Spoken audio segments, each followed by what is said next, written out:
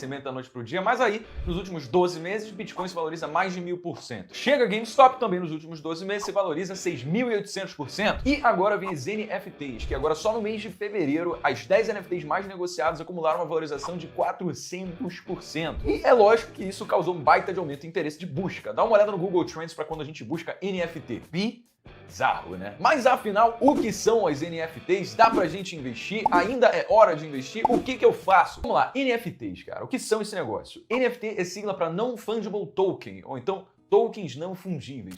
O que é isso? Não sei. Cara, uma parada não fungível é algo que não pode ser associado a algum preço definitivo logo de cara. Tipo, que não tem tanta facilidade para ser negociado, sabe? Por exemplo, um quadro de um pintor famoso, um pedaço de terra. Entendeu a diferença? Porque uma nota de 10 reais, por exemplo, sempre vai valer 10 reais independentemente de quem a possua. Agora, algo não fungível, ele acaba tendo um valor que não é tangível, que depende simplesmente da percepção que as outras pessoas têm do quanto aquilo ali vale. Mesmo que o valor que foi gasto para produzir aquele ativo ali tenha sido completamente diferente do que aquilo que ele está sendo negociado. Legal? Agora que você entendeu o que é algo não fungível, o que é um token? Um token é uma moeda virtual que vive no blockchain e representa algum ativo determinado, como por exemplo uma arte digital. Quer ver exemplo de NFT? Ó, tá aqui um NFT, toma outro NFT e toma outro esse aqui que você vai achar engraçadinho. Então, em termos simples, um NFT é nada mais do que a documentação de propriedade de um ativo digital, do qual só existe um. Ah, Breno, então é só artezinha bonita? Eu posso fazer no Photoshop, então. Pode ser uma artezinha bonita, pode ser um arquivo de MP3, pode ser um videoclipe, pode ser, enfim, tem inúmeras possibilidades. Mas, na verdade, o NFT não é exatamente essa artezinha, esse MP3, esse videoclipe. O NFT é a linha de código que te dá a propriedade sobre essa artezinha, esse videoclipe, sobre esse MP3 aí. E esse pedaço de código fica na blockchain que aponta todo o histórico desse ativo, ou seja, quem criou, quem foi que transacionou essas linhas de código e também onde ele está guardado, normalmente em algum servidor em algum lugar do mundo. Deu para entender mais ou menos o contexto? Não deu? Então deixa eu te dar um exemplo. Ó. Imagina que um criador, uma pessoa que vai lá fazer uma artezinha, faz uma artezinha de um carrinho da Hot Wheels. E aí, ele faz, por exemplo, 4 imagens desse carrinho da Hot Wheels, cada uma delas com as suas características, cada uma com a sua cor, que fazem de cada uma dessas imagens uma coisa única. E aí, o criador associa cada uma dessas imagens a uma linha de código que é baseada na blockchain para assegurar a sua autenticidade e a sua escassez. Por que escassez? Porque só tem uma de cada uma dessas artes. E aí, essas linhas de código, assegurando a propriedade das artes, são colocadas para negociar em um marketplace de NFT, por exemplo, uma corretora que presta esse tipo de serviço. E aí, colecionadores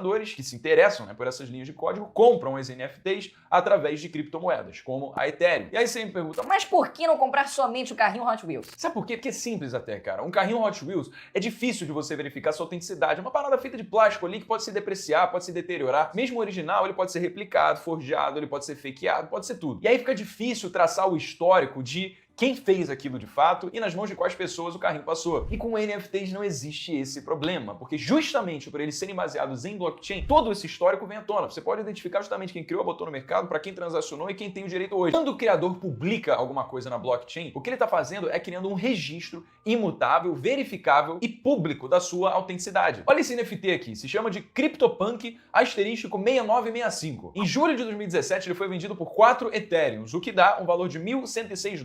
Mas, em fevereiro de 2001, mês passado, ele foi vendido por $1.545.000, o que são 800 etéreos. Caracas. Parabéns para quem comprou esse negócio aqui por $3.000 lá em junho de 2018 e vendeu depois por $1,5 milhão, 2,5 anos depois. E aí você fala, né? Caramba, alguém que dá $1,5 milhão em uma imagenzinha pixelada de um macaco vestindo um chapéu pode desafiar completamente as leis racionais do mercado. Por quê? Porque, afinal de contas, essa imagem pode ser capturada por screenshot, pode ser feito download, pode ser recriada, porque olha que coisa simples, é a coisa mais fácil de refazer do mundo. Então, o que faz essa imagenzinha desse macaco de chapéu tão valiosa? Sabe por quê, cara? É uma confluência de fatores. O primeiro deles, principalmente, é o momento que a gente está vivendo. Pô, ficando mais tempo em casa, acaba dando mais atenção a ativos virtuais, como, por exemplo, os NFTs. Então não foi simplesmente coincidência que isso começou a estourar agora. A outra coisa é também o boom das criptomoedas. A gente viu o quanto o Bitcoin se valorizou e o quanto, mais iniciativas e empresas estão começando a aceitar Bitcoin como suas linhas de transação. Por exemplo, a Tesla, que agora está podendo aceitar Bitcoin sem que você converta isso de volta em dólar. Então, não, uma imagenzinha de um macaco não vale $1,5 milhão.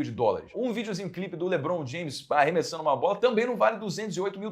E é lógico, isso também pode ser dito para qualquer item colecionável que é físico. Um carrinho de Hot Wheels, você consegue verificar a autenticidade, ele pode ter custado alguns centavos para ser feito e ser vendido por $50 mil no mercado. Da mesma forma que uma pintura de Leonardo da Vinci pode ter custado, sei lá, para ele $5 para fazer e hoje vai ser negociado por milhões e milhões de euros. Ou seja, NFTs são valiosos devido ao valor extrínseco que elas têm. Não é pelo valor do que elas foram feitas, o valor intrínseco que ela tem, é pelo valor extrínseco, pela percepção do coletivo, da sua autenticidade, da sua escassez NFTs e da sua originalidade. E é lógico, principalmente da sua transferibilidade, porque ninguém simplesmente poderia fazer com que um NFT custasse tão caro se não tivesse a facilitação para que esse NFT fosse negociado no mercado. E ele nunca muda. Um NFT ele não se deteriora ao longo do tempo, como pode acontecer com alguém que compra uma arte e depois deixa ela cair no chão. Faz sentido existir um marketplace para parada. Agora, é lógico, qual que vai ser o valor de um NFT? O valor que alguém estiver disposto a pagar por ele. Não é que nem uma nota de 10 reais, que sempre uma nota de 10 reais na sua mão, não de outra pessoa. Se alguém chegar para você e falar, quer saber, mano, eu não quero pagar 1,5 milhão por esse negócio não, e mais ninguém quiser, então ele não vale 1,5 milhão. Ponto. Teve um cara, o Jess Schwartz, que foi quem pagou $208 mil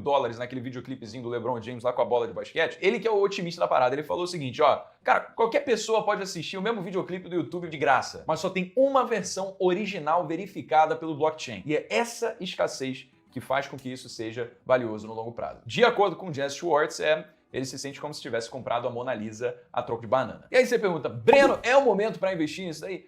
Cara, olha, isso não é um ativo, tá? Ativo é tudo aquilo que tem o potencial de se valorizar ao longo do tempo, de colocar dinheiro no seu bolso ao longo do processo. Breno, você vai comprar NFTs? Eu não, porque isso vai contra a minha filosofia de investimentos. Mas, uma coisa que você deve levar em consideração é que tem um monte de gente, por exemplo, a Lindsay Lohan e a banda de rock Kings of Leon, que estão basicamente produzindo uma cacetada desses NFTs e flodando o mercado com eles. Ou seja, preço não para de subir, oferta não para de aumentar, você fala, putz, isso me cheira familiar. Será que é bolha? Será que vai estourar? Pode ser que sim, pode ser que leve um tempo, mas eventualmente, se o boom continuar, uma hora esse negócio vai ter que se corrigir. Me fala você vai comprar algum NFT? Pode ser que faça sentido para sua filosofia de investimento, aqui não tem ninguém que caga regra. Então comenta aqui embaixo que eu quero saber se eu que tô dando mole.